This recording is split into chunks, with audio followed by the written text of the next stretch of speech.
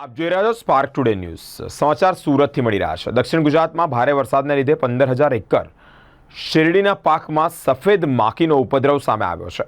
વરસાદથી ખેતી પાકોને થયેલા નુકસાની સર્વે કરવા માંગ કરવામાં આવી છે।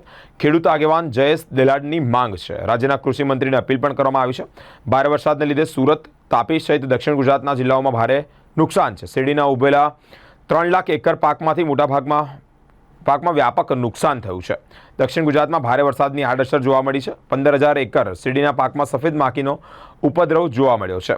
સફેદ માખીના કારણે ખેડૂતોને મોટું નુકસાન થયું છે।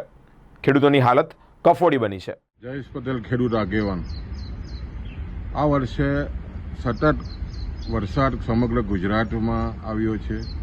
જૂન મહિનામાં શરૂઆત થયેલો વરસાદ હજુ લગભગ ઓગસ્ટમાં પણ સતત વરસાદ થઈ રહ્યો છે અને ખાસ કરીને દક્ષિણ ગુજરાતની વાત કરીએ તો સતત 60 દિવસથી વરસાદ થઈ રહ્યો છે અને આ વરસાદને કારણે દક્ષિણ ગુજરાતનો મુખ્ય પાક શેરડી છે। લગભગ 3 લાખ એકરમાં શેરડી ઊભી છે અને જે રીતે સતત વરસાદ ખાસ કરીને જુલાઈ મહિનામાં થવાને કારણે શેરડીમાં સફેદ માખીનો ભારે ઉપદ્રવ ઊભો થયો છે। લગભગ વાત કરીએ તો નવસારી, વલસાડથી માંડીને સુરત અને ભરૂચ સુધી સફેદ માખીનો ભારે ઉપદ્રવ દેખાયો છે।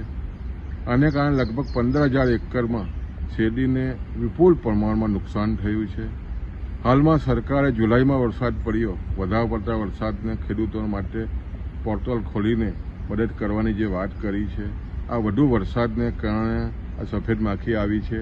આને કારણે શેરડીને ભારે નુકસાન થયું છે। ત્યારે આવનાર દિવસોમાં કૃષિ મંત્રીને અમે વિનંતી કરી છે કે જે સફેદ માખીના ઉપદ્રવને કારણે ખેડૂતોને ખૂબ નુકસાન થયું છે, એમને પણ આવરી લઈને ખેડૂતોને સહાય થાય, સર્વે થાય એવી અમે માંગ કરી રહ્યા છીએ।